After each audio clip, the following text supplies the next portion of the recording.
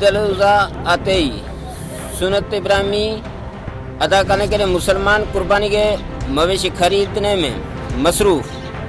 सिंध के छोटे बड़े शहरों में मवेशी मंडियाँ जानवरों से खचाखच भरी हुई है, लेकिन इस साल खरीद और फरोख्त में कमी नज़र आ रही है। इसका सबब मवेशी व्यापारी से पूछने पर व्यापारी का कहना था कि ईद की आमद को मद्देनज़र रखते महंगे दामों में जानवर खरीदे गए, लेकिन यहाँ व्यापार की रफ्तार बहुत सुस्त है। लेकिन मवेशी मंडी खरीद व फरोख्त सबसे बड़ी मवेशी मंडी कराची है, लेकिन पूरे मुल्क भर से मवेशी व्यापारी कराची में मवेशी लेकर आए हैं। कराची कुर्बानी के जानवरों से भर गई है, लेकिन इस वजह से दाम कम हुए हैं। हमें बड़े नुकसान का अंदेशा है, इसलिए मज़ीद मवेशी खरीदने की गुंजाइश नहीं है।